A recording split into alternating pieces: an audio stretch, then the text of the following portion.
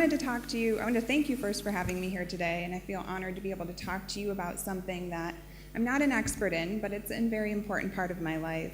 Last year, sitting in the audience of this conference, I was just amazed by all the people who devote their lives to the research and care of those with ALS. I couldn't help but feel like these conferences sort of act like our support group. They help us, realize that we're doing a good job with these patients. But what happens down the road? Once our excitement and buzz wears off, how do we cope with our feelings and working with people who have a devastating disease? So I want to start this presentation by having you ask yourself some questions. Do you find it difficult to stay focused on what's happening in the present? Do you tend to walk quickly to get where you're going without paying attention to what you're experiencing along the way? Does it seem as if you are running on automatic without much awareness of what you're doing? Do you get so focused on the goal you want to achieve that you lose touch with what you are doing right now to get there? If you're anything like me, your mind is always running a mile a minute. We're constantly crowding our minds with numerous thoughts that put us into the past and future without allowing us to focus on the present moment. I assume that most people here answered yes, at least to one of these questions. And if so, I think that you are more prone to becoming burnout. So what is burnout? I think it's also important to understand that we're susceptible not only to burnout, but also to secondary trauma or compassion fatigue when working with people who have a difficult diagnosis such as ALS. Even the most effective healthcare providers are vulnerable to this because they can almost mirror the pain that their patients are experiencing. Since ALS is a traumatic diagnosis, many of us take on the emotions that the patient and family exhibits. Not only do we experience compassion fatigue at work, but also in our daily lives. It seems like almost daily the news is littered with traumatic stories in our communities and world. An emotional, empathetic person can take on these problems as their own and have difficulty moving past them. How do we process the terrible things that we see not only at work, but also that are a present and unavoidable part of our everyday lives? The cost of burnout in healthcare is significant. Studies have shown that higher burnout rates among nurses negatively affected patient satisfaction rates. Patients report suboptimal care when their nurses report feelings of burnout. Job performance, effectiveness, and commitment to the organization decrease when workers report feeling burnout. And burnout can negatively affect our decision-making skills and reduce concentration, which can lead to more medical errors. Not only can burnout significantly affect our patients and organizations, but also ourselves. As healthcare providers, we need to make a change. So I'm going to talk to you a little bit about my experience and how I came into mindfulness.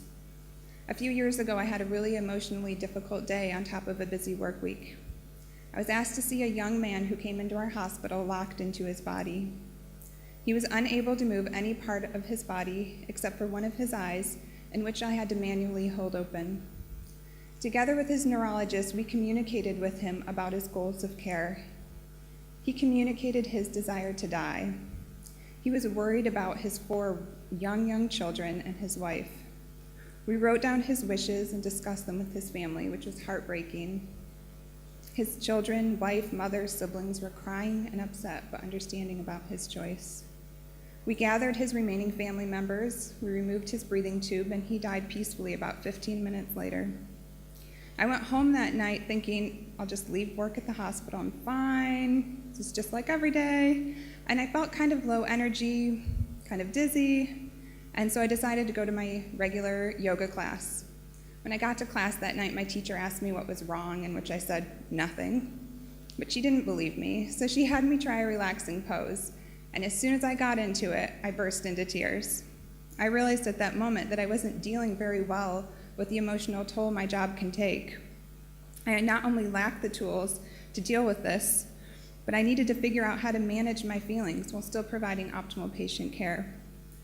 Luckily, our hospital has numerous mindfulness courses available, and so I happened to attend one of those, and I realized that this really could be my answer. Burnout is not something we just feel or experience, but it can also have severe implications on our lives.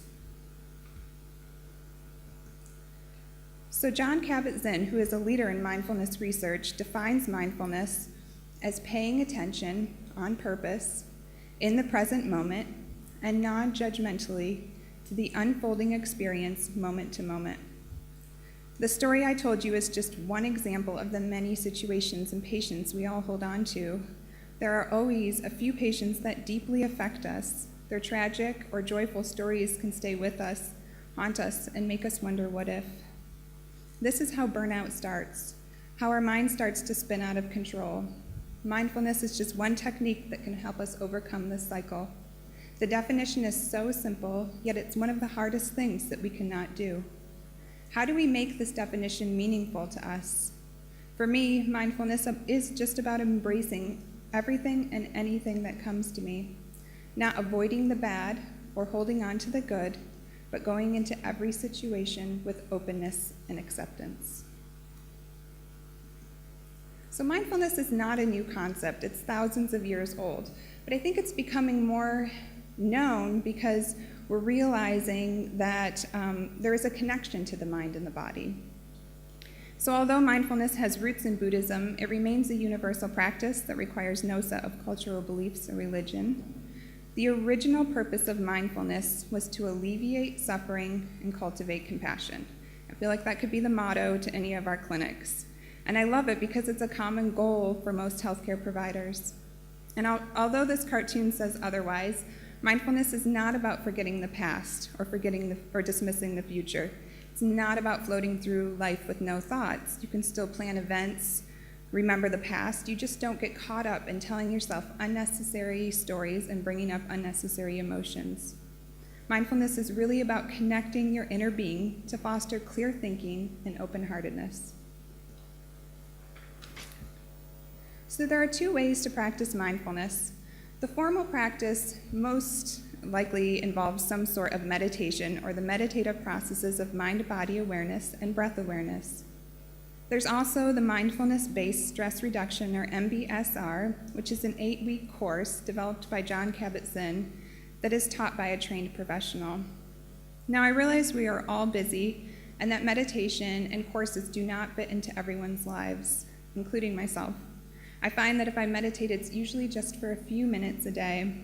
I find that I get more out of informal mindfulness practices because I have more time to devote to them. So the informal mindfulness practices include being aware of the present, moment to moment, taking just a few moments throughout the day to refocus and let your thoughts go. And take note of the little things you experience throughout the day. I think we kind of all get trapped up in looking at what's next, Even to get here to the conference, we say, well, I have to survive a taxi ride to the airport, and I have to survive a flight to Milan, and then finally I'll get here. And we get ourselves caught in this cycle. It's hard to break out of. Instead of thinking about what's next, just try to sit and relax and enjoy what's happening in the present moment. It's hard not to judge yourself and your thoughts, but it's a very important thing to do. We should all be more forgiving to ourselves. And finally, the STOP acronym, in which I'll explain next. So a few months ago, I went to a talk by Deepak Chopra, who is a researcher and mindfulness expert. He talked about this STOP acronym to remind ourselves to be more mindful throughout the day. I thought I would mention this as an easy, informal way to bring you back to the present moment. So I want you all to try it for a minute. So the first thing you're going to do is stop. Literally stop what you're doing, kind of connect to the inside of your body, see what's going on with your body and your mind. The next thing you want to do is just take a few deep breaths. And then smile. Even if it's not on your face, just internally smile. The next thing you want to do is observe what's happening within your body. I know this is hard to do sometimes, but it's important. And the next is to proceed. You want to proceed with kindness, compassion, and joy, and really only proceed when you're kind of more aware of what's happening inside of your body. It's really hard to do in the beginning. I like this tool a lot, but it's something that I need to practice more. And a lot of my coworkers say that they do it by an action. So every time their pager goes off or their cell phone goes off, they stop, they repeat this just 30 seconds to a minute, and then they proceed with their day. So the more you practice it, the easier it will get at being able to, kind of gauging at what's happening in your body and your mind. So there are numerous benefits to being mindful. There are testimonies that it cures not only anxiety and depression, but also chronic pain and various diseases. Life slows down for those who are mindful. Being aware of all moments of life gives us more time and energy and makes us feel more compassion towards ourselves and others. One study reported participants who incorporated meditation into their lives for 2 weeks had improved memory and mood. It all sounds great and promising, but how do we achieve this? So when we brought up the idea of burnout and mindfulness to our ALS clinic team, I wasn't really sure how it was going to go. One of our neurologists has been at the clinic for many, many years. He's worked in the field for, I believe, 40 years. And I was really surprised at the reaction. Every single person in our clinic had talked about experiencing grief, depression, and burnout at some point during clinic. None of us really knew how to deal with it, but as a clinic, we are all pretty supportive of each other. So we decided to jot down some ideas and start incorporating some mindfulness practices into our clinic. Now, this list is not all-inclusive. There are obviously many other options that may work for your clinic. So the first thing we thought of was mindfulness writing and journaling, mainly because our palliative care doctor, who also works at our clinic, has a weekly guided writing class, and she has invited us all to attend it. So that's been very helpful. Also, now we take moments of silence and set an intention before we see our patients for the day. We are trying to cut out unnecessary conversations that evoke judgment and assumptions towards our patients. I think we all get into a rut of judging ourselves and our patients, and it's something that we're really trying to break at our clinic. We also try to prevent each other from telling negative stories and remind each other why we are here and what we are doing. And most importantly, I think at the end of each clinic, we go around the room and kind of talk about our experiences for the day and use our coworkers as support. So our thoughts were, if we can identify the signs of burnout, do we start to become more mindful? If we are more mindful of our thoughts and actions, will we be more satisfied with our jobs? If we are happier and more mindful at work, will we then provide compassionate care to our patients? As healthcare providers, our jobs take a large physical and emotional toll on us. Even those who cope well are occasionally left with feelings of sorrow and hopelessness. We can hold on to our patients and torment ourselves with what-ifs. This, along with the high-stress environment of healthcare, can really affect us. What kind of mark are we leaving for future generations of healthcare workers? We must learn how to deal with our feelings and take care of ourselves in order to provide compassionate patient care.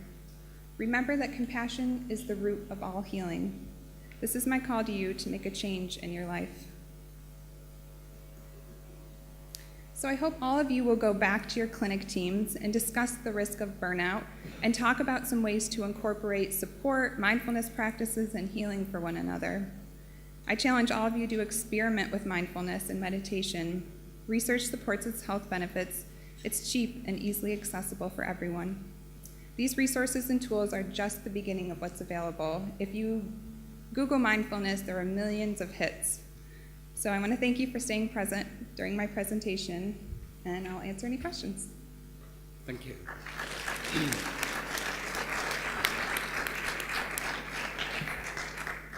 Okay, so questions, please.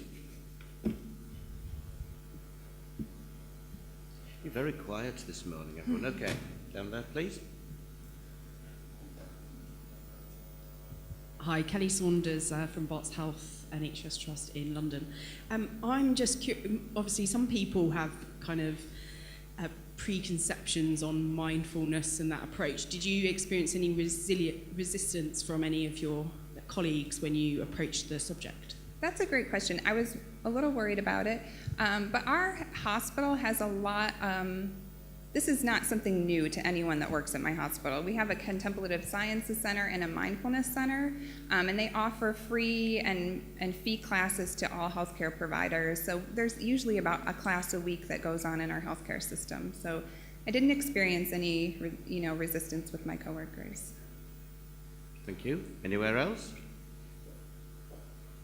No? Okay. No, there is, right at the front. So if you can say who you are and where you're from. Julie Draper. I'm a retired GP from Cambridge and a trustee, MNDA. I'm really interested in what you've had to say, and I'm so glad it's helped your team. I'm thinking about our patients and whether this would help them. Yeah. And I don't know if anybody else has had experience of using it. So that's one question. I've actually done a course myself, and the reason was because I also have a degenerative neurological disease, and various things were going wrong, and I had a lot of pain, and it was very interesting, and a huge help to me, in fact, particularly with pain. Yeah. So, I also, of course, when I'm really well, go steaming ahead again. So I really like your STOP acronym. Oh, good. So I'm going to use it. Thank you very much. You're welcome. And we do use this with our patients to some degree. We don't have a formal protocol, but for a lot of our patients who are experiencing chronic pain, I give them this acronym to kind of identify, and I tell them if we identify pain sometimes and where it's located in our bodies, the pain starts to cease a little. So this has been somewhat helpful to our patients also. Do we have a final question? Yes. Okay. I'm so interested in your own experience where you were unaware that you were stressed and then you broke into tears. Yeah. Did you ever find out what other people were seeing in you that they could so clearly see what you couldn't see yourself? That's an interesting question. I guess I was sort of trained the same way I know Rebecca had talked about, where you don't get too close to patients and you kind of mask your emotions. I'm not sure my coworkers actually noticed, but I had a graduate student with me that day, and I came in the next morning and I said, let's go into another room. And I explained to her what had happened to me, and I said, it's okay if you want to cry over this. It was a terrible situation, and it happened very quickly. It's not a new situation to us, as speech-language pathologists, but it was just a very quick process. And she started crying, and she said, thank you, I wasn't really sure how to process these feelings. And so I think just bringing it up was helpful. Thank you. Okay, and thank you. Join with me again, please, in thanking Renee.